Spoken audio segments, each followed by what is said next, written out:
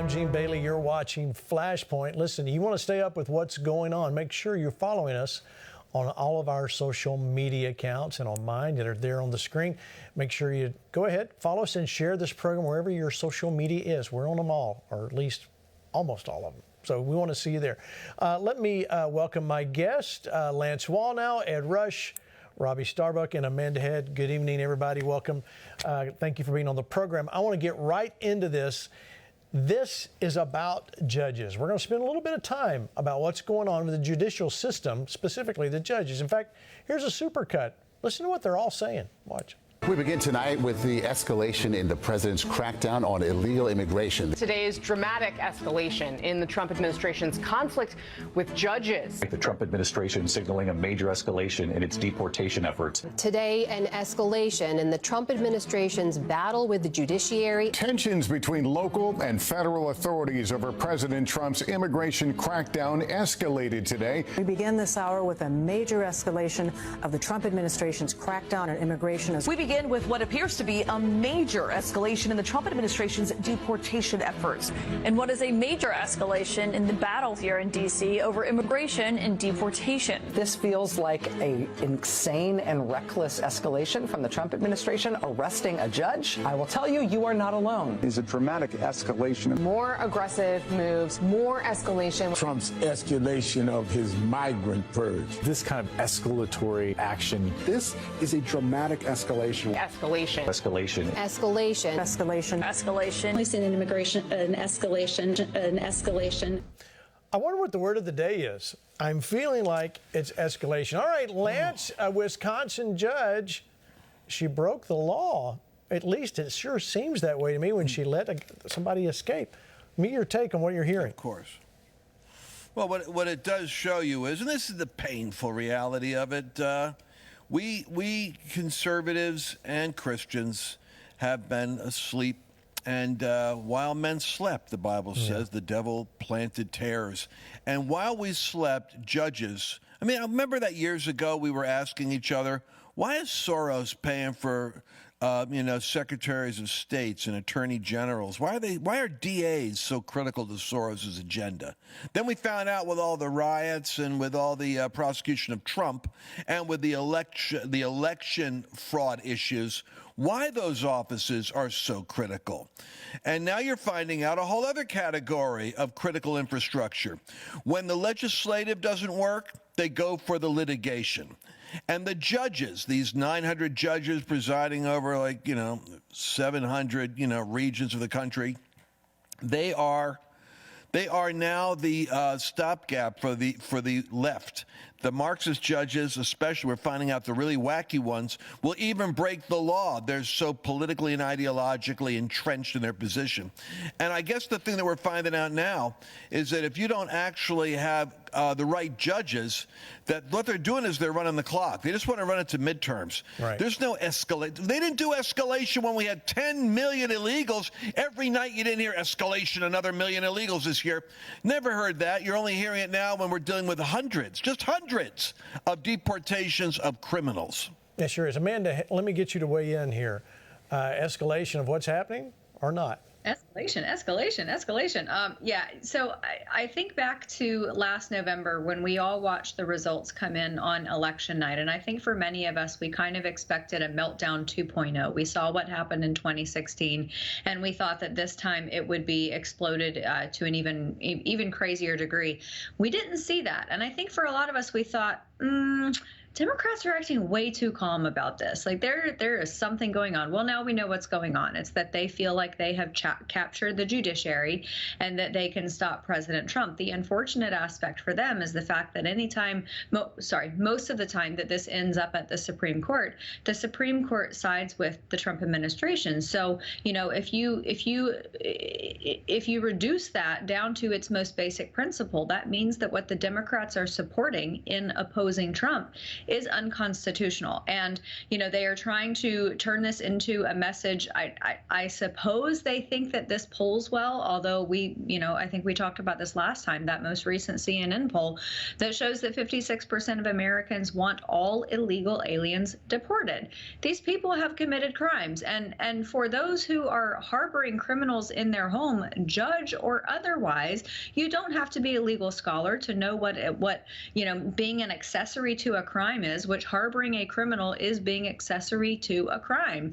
And, you shouldn't get treated. You shouldn't have any special treatment as a judge than you should for anyone else, because when our founding fathers came here, they specifically set it up so that no one is above the law. Right. And how often have we heard Democrats talk about how no one's above the law, even the president of the United States, no one's above the law? Well, that's right. No one is above the law. And if a judge commits a crime, just like any other American, they should be, prosecuted and thrown in jail if they did it. Oh, Amanda, you sound like a Christian nationalist. All right, let me go to this News Nation clip. Did she really do it? Watch. Your Honor, did she break the law? I think she crossed the line. I think that this is a difficult situation. I think she lost her temper. She wasn't happy about what was going on. She did something she shouldn't do.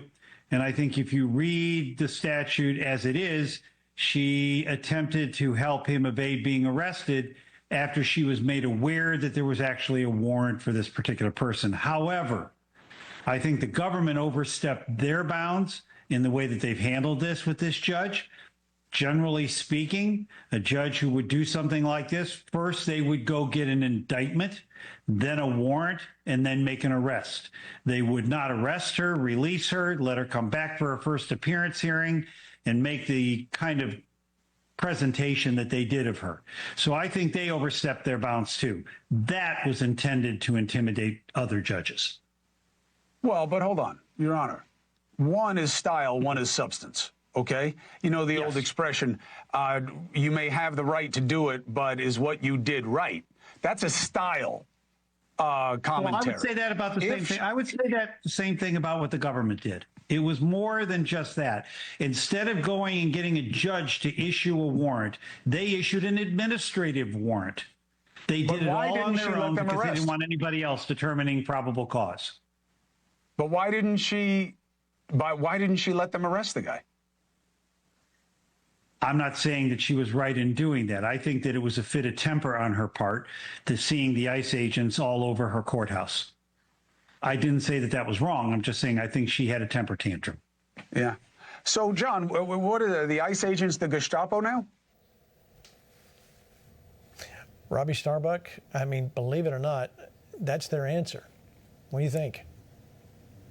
I think I want more escalations. Okay, that's their favorite word. Let's embrace it. I want escalations everywhere. Okay, to be perfectly honest with you, you want my real criticism? We're not deporting enough people. I'm a Latino. Okay, I voted for deportations. I want people who came here illegally deported out of our country. This has been really, if we're being honest, a war on the soul of what it means to be American. Because if you allow tens of millions of people to illegally flood into your country, it causes a cultural rot of sorts that you cannot get back from unless you remove what caused the rot in the first place. So yes, we need more deportations. This judge is an example of exactly what is wrong with our country. It is these they believe they're empathetic. It's really something I call suicidal empathy. This group of liberal women, especially, who believe they're being empathetic by doing this, they're actually hurting our country and they're hurting our children and our future and our safety.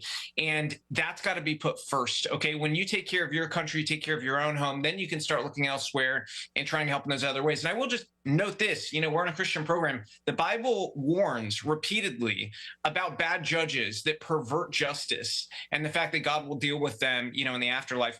And so, my hope is that these people get right with God, because I do believe that when you're perverting justice, there is going to be, a time where you need to answer for that. All right, Ed, what do you think? Perversion of justice, yes or no? I mean, the first thing, Gene, is I'd love to just imagine that Democrats who are tweeting, no one is above the law for the last 4 years, are kind of elbowing each other and being like, you know what we mean. I mean, like, we're just okay with it on one side and not on the other side. Isaiah 59 says that justice is turned away when righteousness or truth stumbles in the public square and righteousness cannot enter.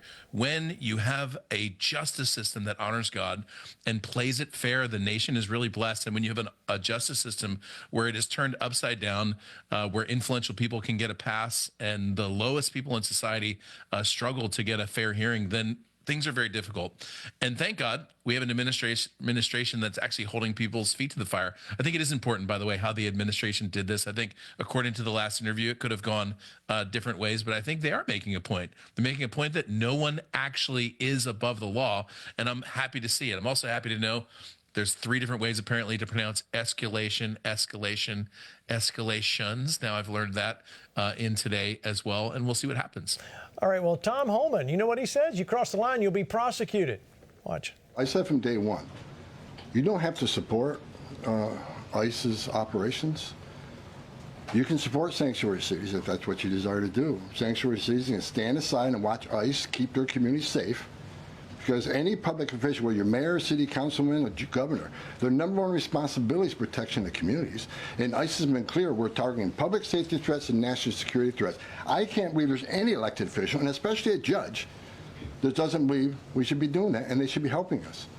But I said from day one, you can sit aside and watch, you can argue against us all you want and protest all you want, but when you cross that line, I've said this 1,000 times, when you cross that line to impediment, or knowingly harboring, concealing an illegal alien from ICE, you will be prosecuted, judge or not. Seems pretty plain to me, Lance. I mean, the whole thing here is, I think Tom Homan should run for president at some point in the future. I think he's just the guy. You gotta love it. I mean, you know, the guy actually talks like the old school cops, you know, like you want to hear, you know, you break the law. Like one time I got pulled over here in South Lake, and I thought I'd talk my way out of a ticket. And I said, well, officer, I didn't know the speed limit here. I'm new. He said, sir, it's your job to know the speed limit and my job to enforce it. He's like this kind of a guy. You know, I like that. There's no nuances here. You're either doing it right or you're doing it wrong. But you know what? I'm thinking about the old saying, Gene, politics is downstream from culture. It's true. I want to go a little deeper here. When you look at these judges, and I'm sorry to say, you look at these prosecutors, these lawyers, and the judges, I made a note to myself, justice is downstream from education. Our universities are producing Marxist, socialist legal scholars. You look at Yale. Look at Harvard. When you see these campuses, they are just like Robbie said about, 10 million or 20 million people that are foreign, illegal, coming into your culture produces a deterioration of your culture. We've had an alien ideology that's gotten into the universities, and this breed of judges and prosecutors we're getting are a direct reflection of the leftward surge that took place in the universities that are training our future lawyers and judges. And I'm totally serious about this. We've got to think systemically about this. We've got to go to where the root of the rot is. These schools that are supporting Hamas, the campuses that are boycotting, government and immigration, we have to take another look at that because these judges are coming out of those institutions. All right, we're running out of time here with Amanda and Robbie, so I want to go to you guys next. I want to get your final thought. What do we do with these judges? I mean, I think that most of America is watching tonight going, what is going on? We thought these were the good guys there to uphold the law and all of that. And this is what we're getting? Final thoughts there, Amanda. Go ahead. Yeah. By contrast to Lance's brilliant philosophy about the legal system being downstream of education, all I can think of is the TV phrase, if you commit the crime, you do the time. I'm sorry. In the South, we say a bit dog yelps. And if you actually commit the crime, then you should not be treated any differently from anyone else. So there are 2 different proposals in the House and then one that is in the House and the Senate. One of them, by Congressman Andy Biggs from the great state of Arizona, has suggested that they remove some of these judges because constitutionally they are only in a position to serve as a judge under good behavior. That, I think, is a short-term fix. The long-term fix is what folks like Congressman Darrell Issa in the House and Senator Chuck Grassley in the Senate have talked about, which is making sure, reforming the judicial system, because these are inferior courts. They are under the jurisdiction and the purview of Congress, not the judicial branch. So you basically reform the judicial system and you say, all right, you can pass these TROs, you can pass these injunctions, these stays, whatever you want to do, but it is only within that district and it only involves the joined parties that pre-exist within that case. And I think that, I'm sorry, that's intimidation by following the letter of the law. If that's intimidating, then don't do what it is that you're intimidated by. It's quite simple. You're speaking truth. Amanda, thank you for coming by Flashpoint. Thank you so much for having me. Same question, Robbie. Wrap this up. Where do we go from here? You want my final thought here? My final thought is one day the Democratic Party is going to miss Donald Trump. And I say that because what's coming next after Donald Trump is going to be many degrees more harsh. In my view, somebody like myself with my ideology may be in power one day, and somebody along that track of thinking would be committed to mass arrests of any judge who is doing something like this. There'd be impeachments already. We'd already be impeaching judges. I think that the House has been extraordinarily weak. I think that the House needs to they like to do the dog and pony show of going out there and they're saying we're going to draft impeachment against some of these judges, but they do that to get donations. We'd be, really committed to getting the pressure necessary to ensure that they actually impeach these judges that are violating the law. Perverse justice does nothing good for our country, nothing good for our people. It is a toxicity that you cannot live with. It is going to kill you. It is going to kill our country. We have to get rid of it. You've got to rid the toxins from your body. So we need to rid it from the body politic. And to do that, we need to get really aggressive here. I will say, Trump has tried for the good of the country to do this in a way that is unifying. He has tried to do it the way that I would say any of us would think, what we'd call the right way first, right?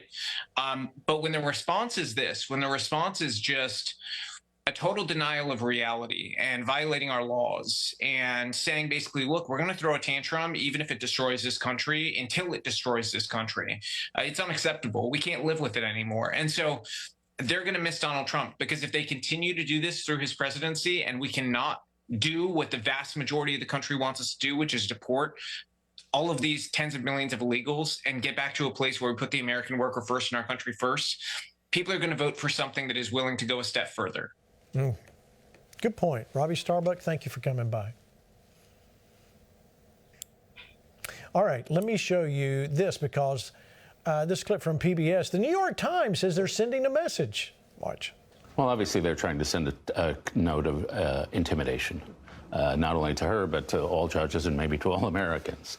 But I don't yet know the specific details of this case, whether she escorted the guy out the jury door or whether she's let him. So that's all murky. I don't want to comment on this specific case. But especially on the issue of immigration, there are a lot of people who are appalled by what the administration is doing. And there will be times for civil disobedience. And to me, let's say she did escort this guy out the door. If federal enforcement agencies come to your courtroom and you help a guy escape, that is two things. One, it strikes me as maybe something illegal, but it also strikes me as something heroic. What? Lance, he said something heroic, something illegal, but something heroic. Let me go on record saying David Brooks is a nut job. And this guy has annoyed me for over a decade. For those of you that don't know who he is, he's the pseudo-Christian that the New York Times goes to get a Christian perspective that supports Democrats against anything conservative. He's annoying as the day is long. And he's consistent. He's consistently goofy. How you could say that defying the police is a heroic act and that we may be calling for civil disobedience. What annoys me is he has an audience. I went to the Washington prayer breakfast the last time I went. And the reason the last time I went was the last time I went, this guy led a breakout as one of the authorities on God and country. Absolutely reveals the depravity of what we've got in Washington in terms of spirituality, apart from what Trump is importing with Paula White and a new breed of Christian engagement. David Brooks is useless. That's my opinion of David. The problem, Lance, is you don't ever speak what you think. All right, let me show you this, because it's not just one judge, Ed. This is beyond belief. But here we go. This just in: former Judge Joel Cano, known for his far-left courtroom rulings in New Mexico, received a lifetime ban from the bench following the arrest of a dangerous gang member that he was harboring in his home. Justice. Ed, how does this happen? By the way, it's justice. So once again, back to kind of the initial point, when you have a two-tier system of justice, it's always the people at the bottom that get the worst part of it.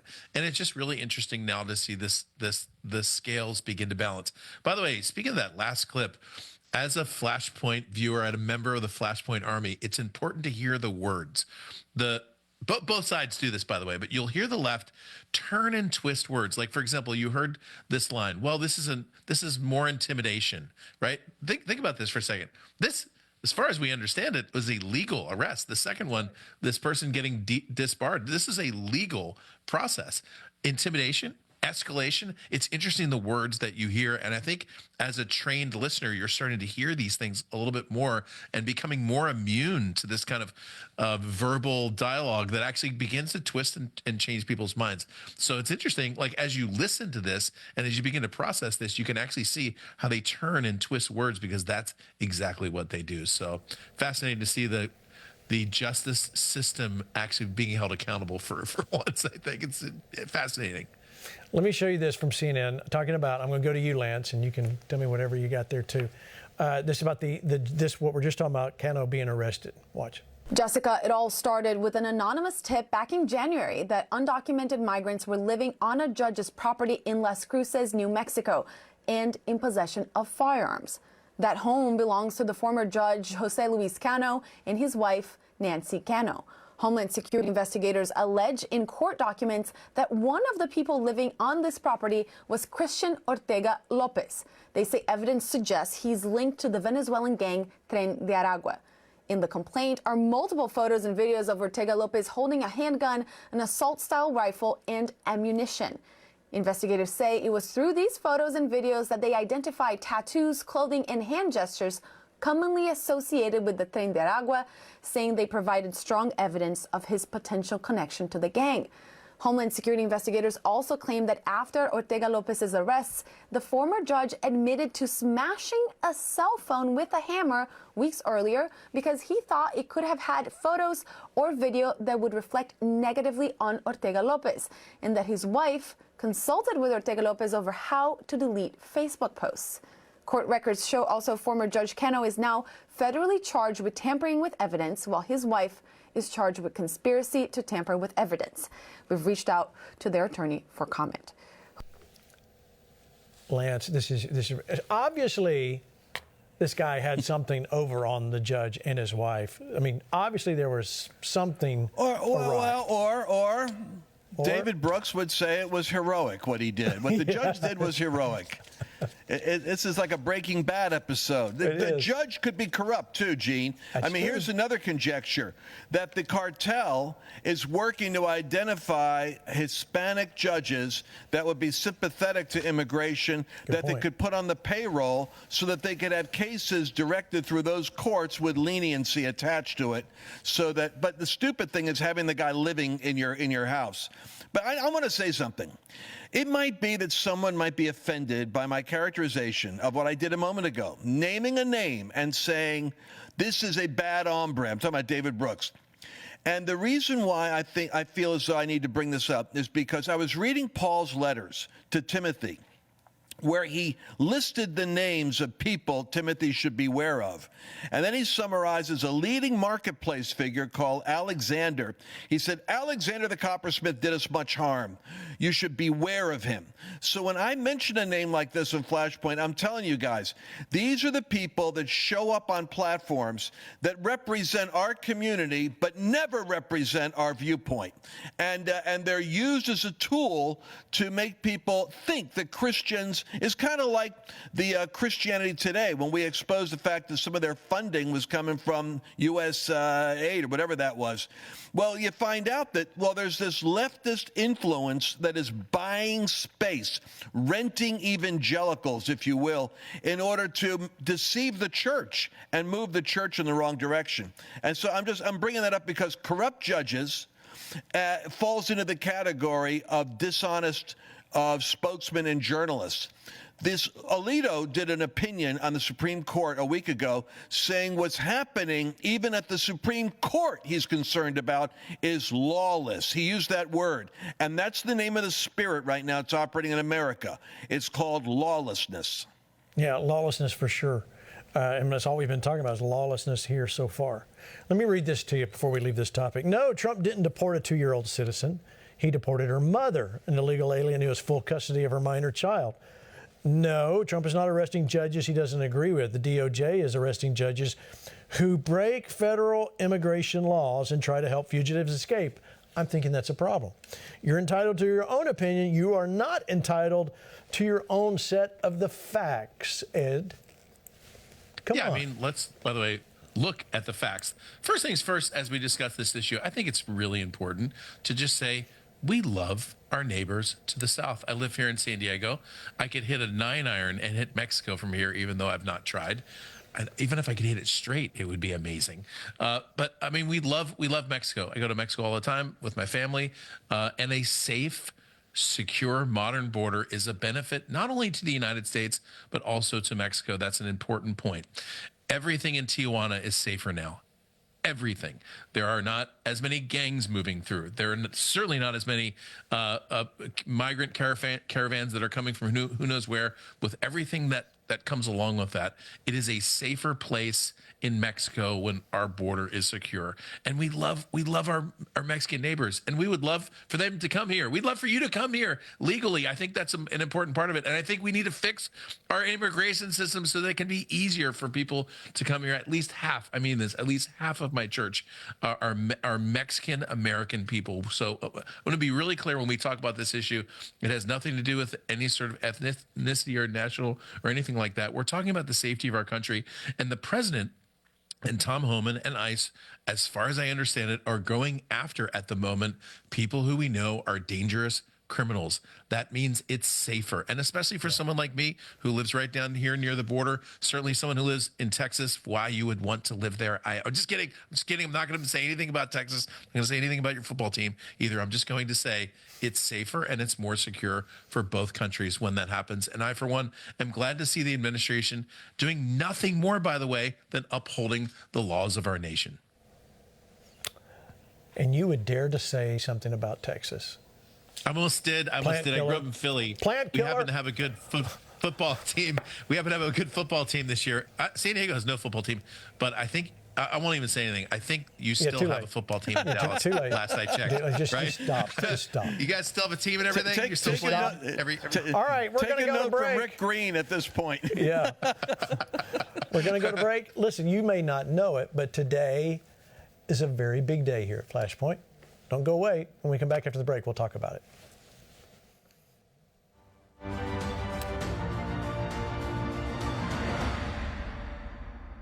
The Flashpoint Army is climbing to new heights in 2025. April 30th and May 1st, we return to Charis Bible College in Woodland Park, Colorado for 2 unforgettable nights of celebration and reformation. Join host Gene Bailey and our power-packed lineup of guests as we accelerate to the next level of Flashpoint, April 30th and May 1st. For more information and to reserve your spot, visit flashpointarmy.com/events. Pastor Brian Gibson, his church, Amarillo, Texas. I want to talk to every believer out there that loves the nation, loves Jesus, wants to see this nation governed with godly principles. You need to be a part of Flashpoint Live.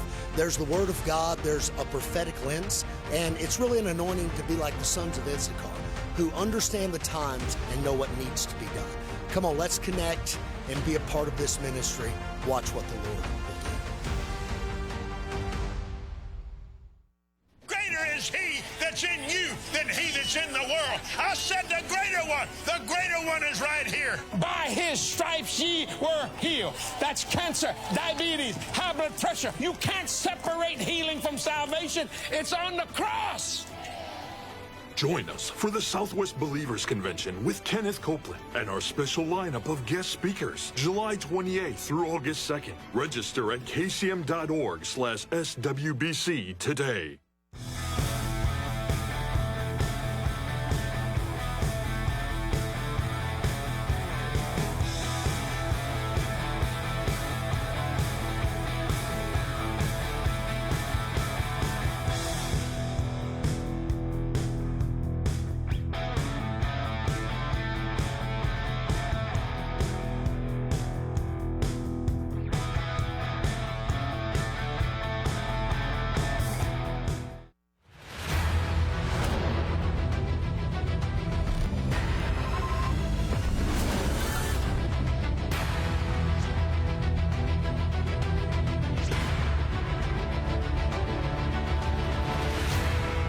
Back to the second half, so much more to come. Lance, you're going to be there in Colorado with our good friend Andrew Womack. You know there's a chance of snow up there?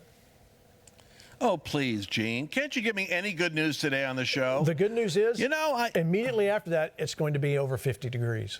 So it'll be a mere dusting, and then it blows out. Well, we want people to know it's 10,000 feet in the air. And so, you get, it's like being in an oxygenated location. So we encourage people to come out to the high places. That's right. We're going to have a great time. So if you haven't thought about it, come join us April 30th. That's Wednesday and Thursday of this week at Andrew Womack, Charis Bible College in Woodland Park, Colorado. Lance will be there. Hank Kuhneman will be there. Rick Green, Lorenzo Sewell, and Lou Engle joins me on Thursday night. It's going to be a great time. You can find out how to register for any of these events by going to fparmy.com/events. All of the events are on there, even ones we haven't really hardly talked about.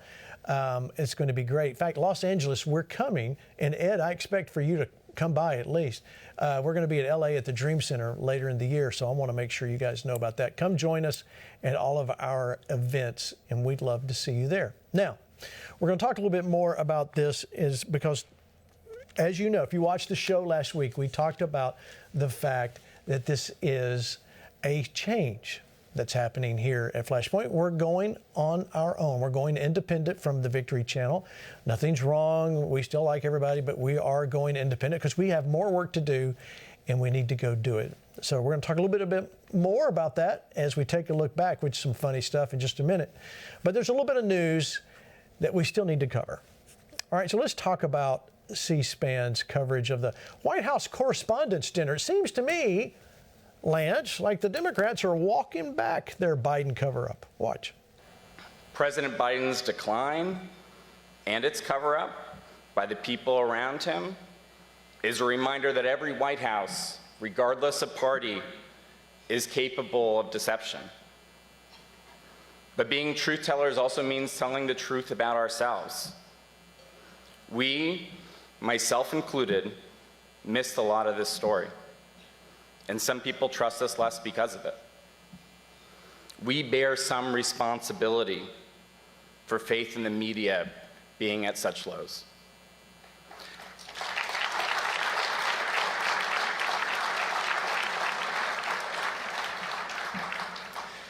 I say this because acknowledging errors builds trust, and being defensive about them further erodes it.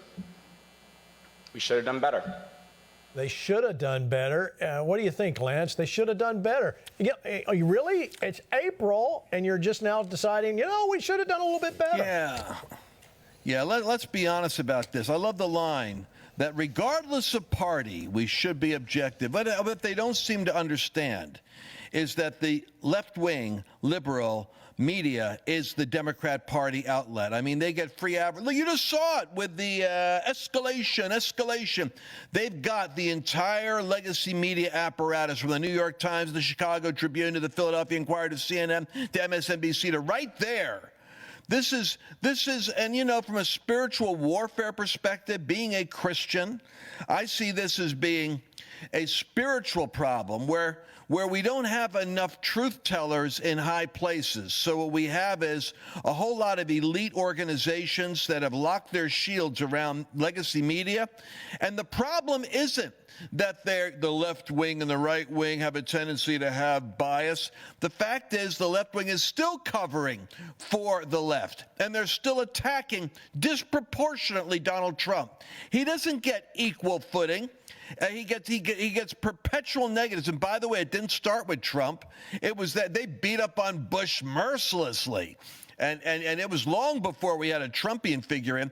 So I think the left needs to do some soul searching, because their market share, if I'm not mistaken, is continuously declining, and people are searching for objective truth in media. You know, Ed, I've heard Lance say on here, we've discussed this sort of thing before. You know, the right, the conservatives we don't protest really well. We don't riot. We don't burn.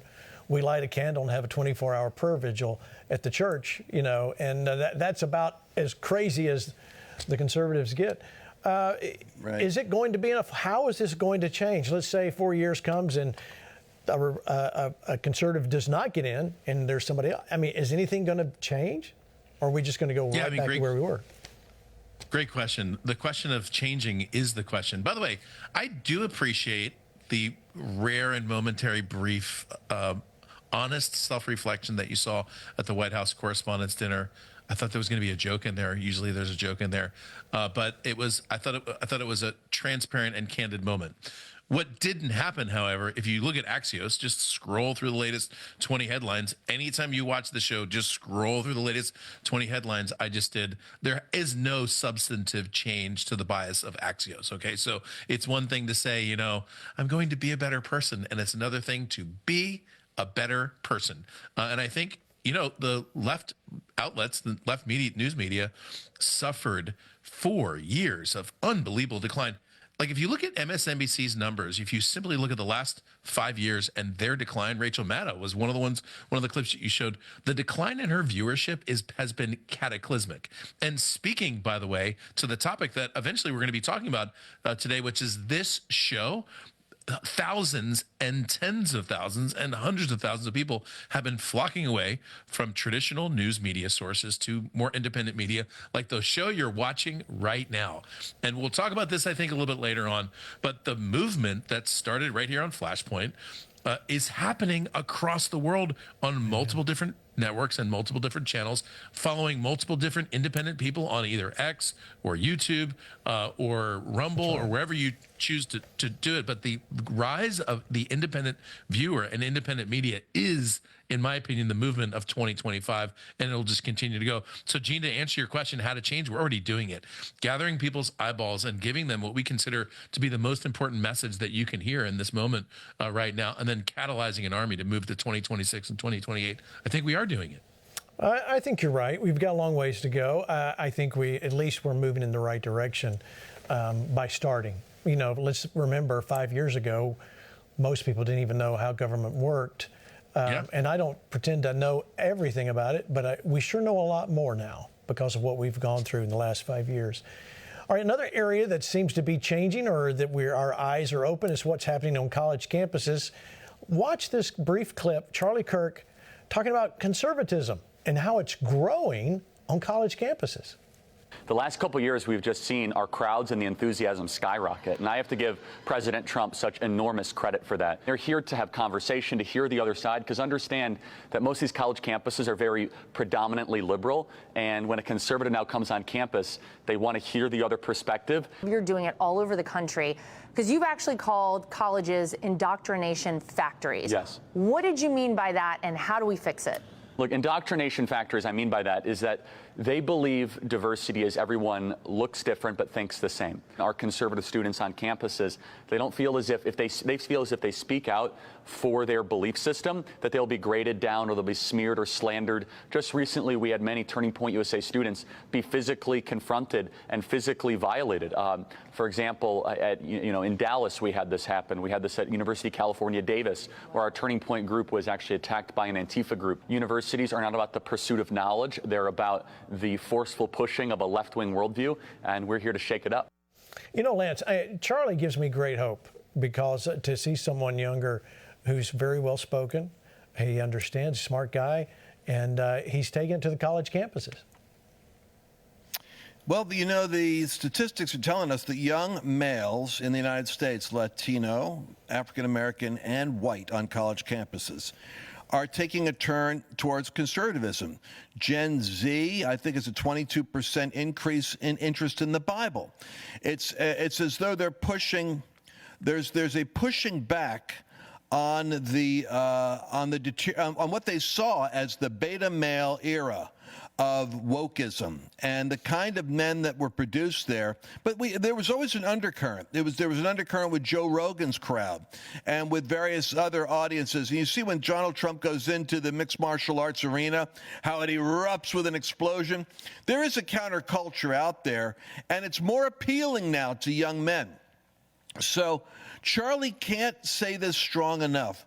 The university system is dangerously toxic. I thought about it today. I regret that I was forcing my boys to go graduate from college, because I got a lawyer for a dad, my wife's got a doctor for a father, and everybody, of course, wants their grandchildren to go to a university. And I regret it, because they came home with such conflicted input from the education system.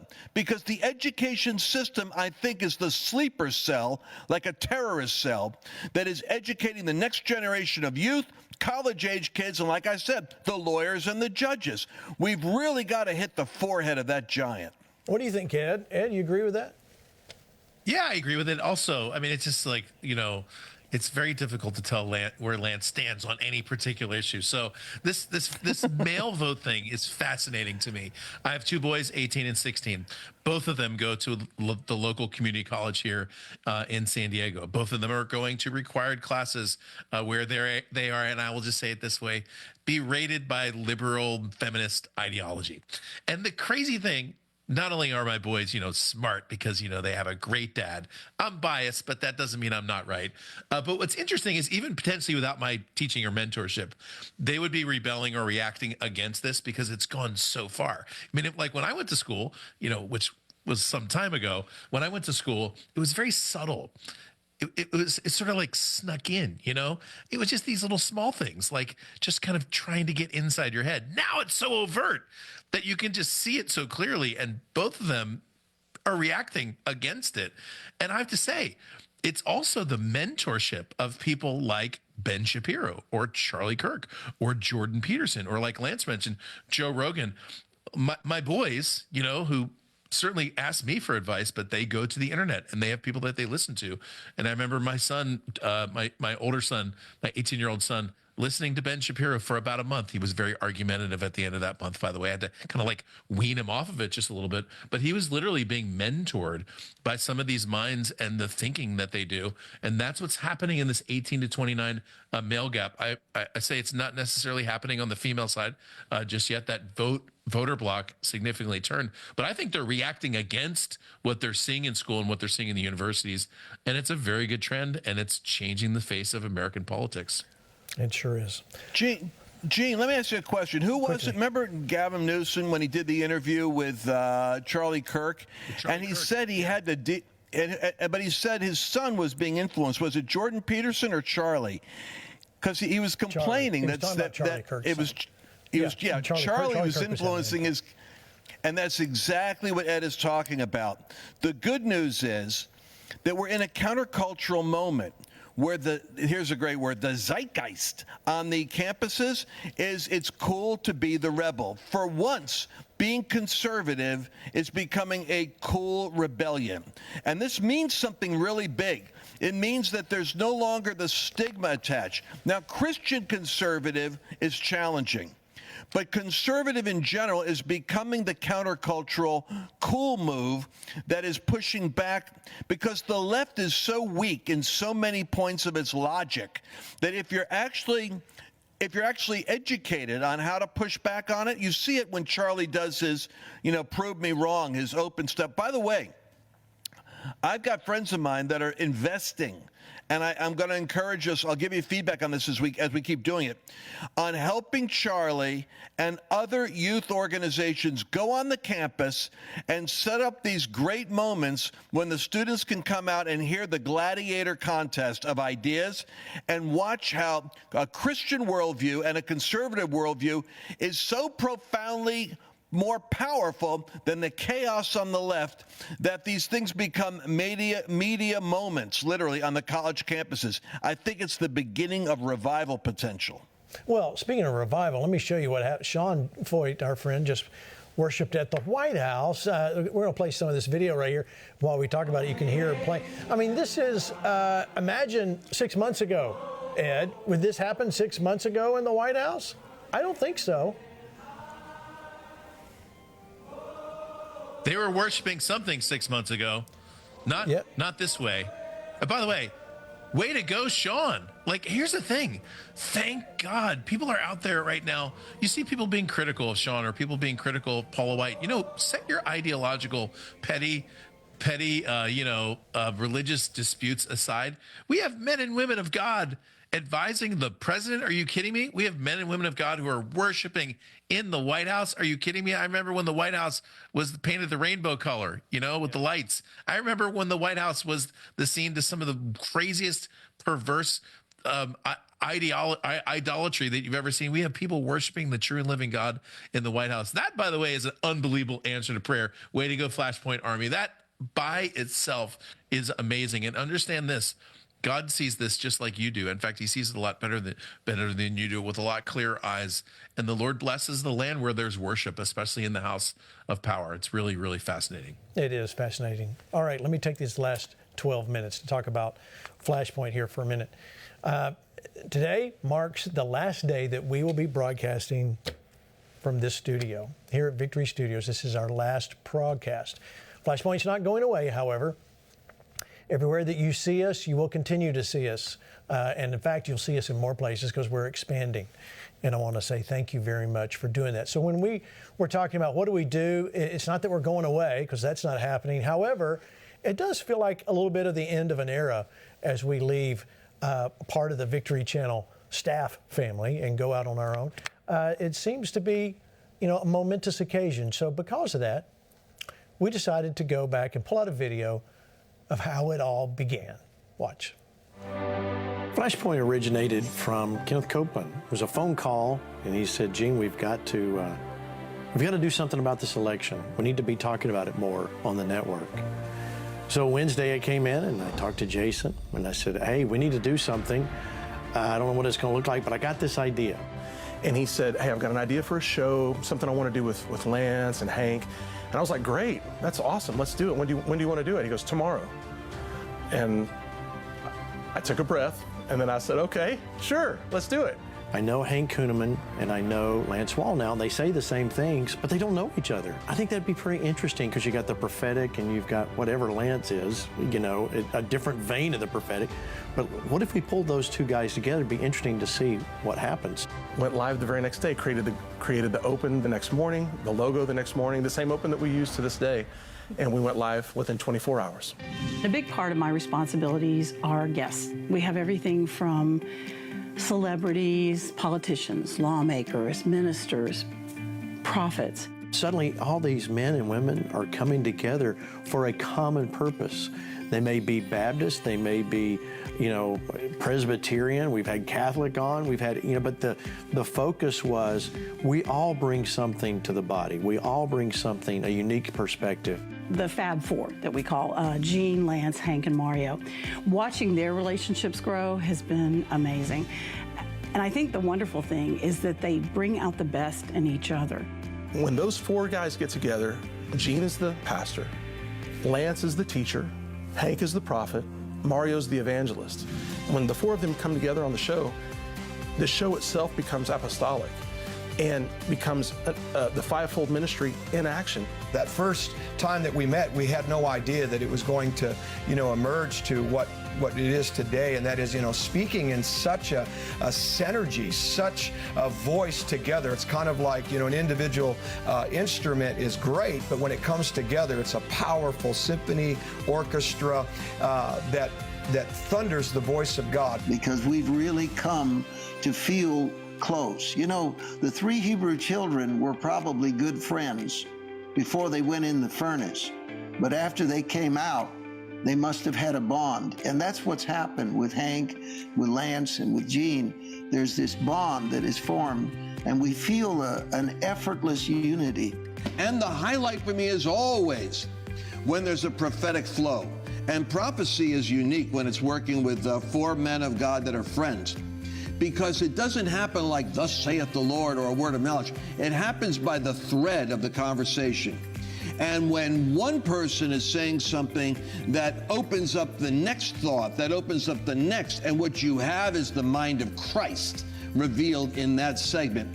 The scripture says the anointing breaks the yoke, and I feel it from these men. I mean, when Mario speaks, you can feel the authority of God upon him. When Lance speaks, the wisdom that God has given to him, and when he articulates it, it's like revelation. Lights go off on the inside of you, and you're like, you know what? I never thought of that. I never considered it that way, but boy, I now see what God is doing. When Pastor Gene, he has that calming spirit, and he's a rock. He's a man of tremendous faith, but he's a rock, and he brings that for those that come on. So for me personally, I get ministered to through their anointing. And of course, the highlight is when Gene and Lance start in on each other. It's so anointed, so powerful to watch them, and it's delightful. And it's, it seems like, why would you have that light moment between Gene and Lance? Why is that so important?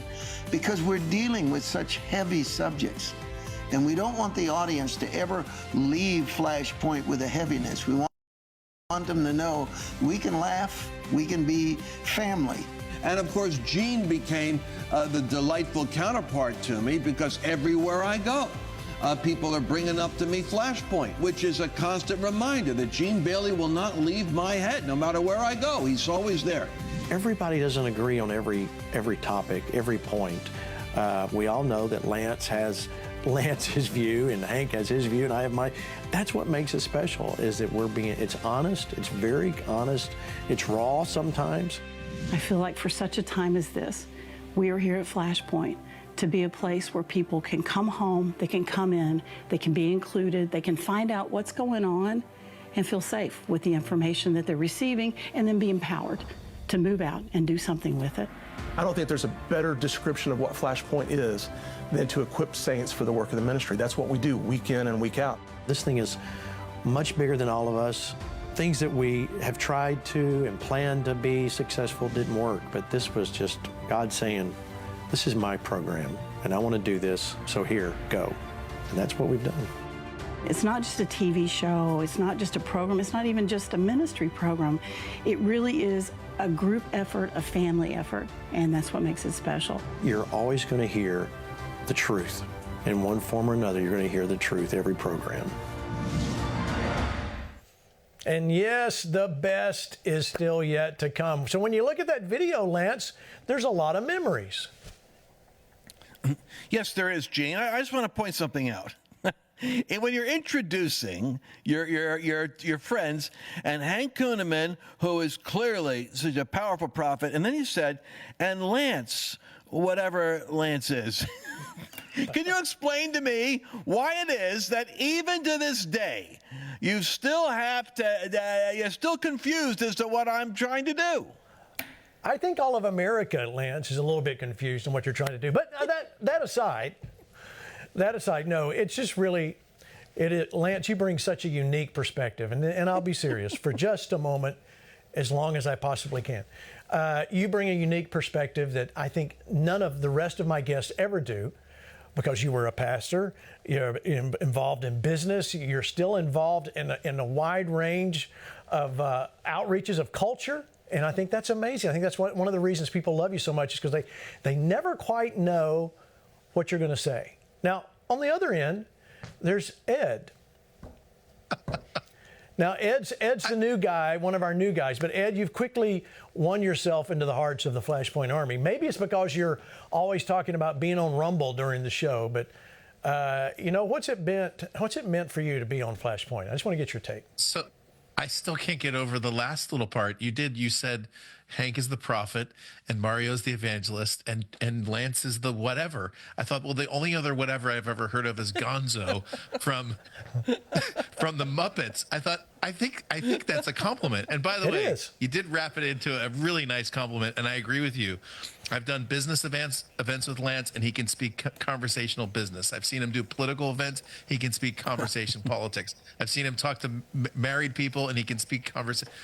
He's like what's the Swiss Army knife, of evangelical Christianity. So I mean that as a compliment, like very, very versatile. But Gene, back to the question that you actually asked me.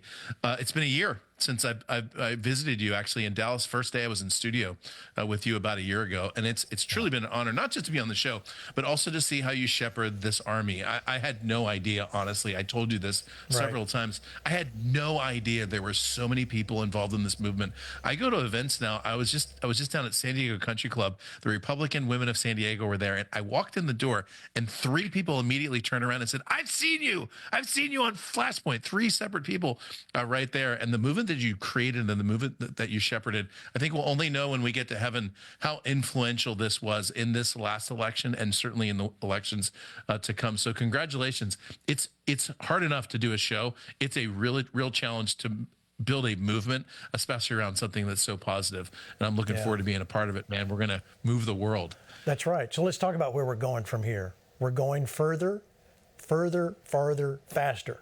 Ed talks about flying. I'm a pilot. He's a little more qualified than I am. So one thing you enjoy about, either you understand it or you don't when it comes to flying.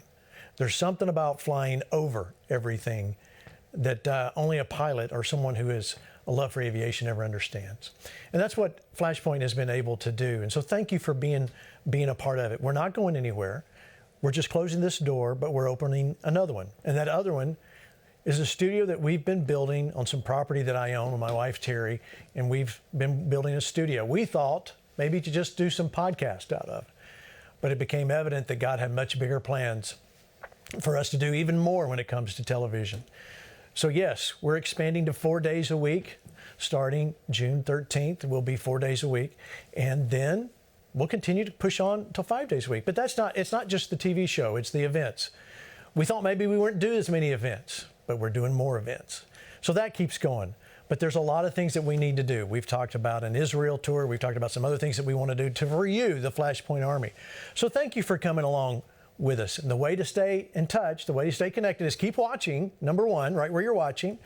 But remember, fparmy.com is where everything lives. Whether it's how to give, how to donate, thank you for that. How to come to an event, how to register for an event. It's all right there on that website. So I want to make sure you know how to do that. And thank you for support. Listen, you guys in a week, you've done a wonderful job with checking the mail, getting mail. If you watch my social media, we've been checking the mail, getting more and more mail every day. Thank you for what you're doing. Thank you for that are giving online. Because listen, I'm walking away from a salary and jumping off the edge of the cliff. And we're going to do this. It's one of those things in life where I realized I can't do this alone, and I can't sit back and do it by myself and keep the comfort of a job. Thankfully, Kenneth Copeland understood that, and he gave me the release to take the show and become a programmer on the Victory Channel and so many other networks that we're already on. So thank you for watching. Thank you for being a part, but don't go anywhere because Flashpoint's got a lot more to do, and it's not about me or Lance, Hank, or even Ed, Mario, or any of our guests. It's about America. And it's about what you're doing. Because this year, as we've already talked about, Flashpoint goes global. Our international reach is further than I knew, and we're going to see so much happen. So stick with us. The next show you see will be from the new studio. Until then, good night, America.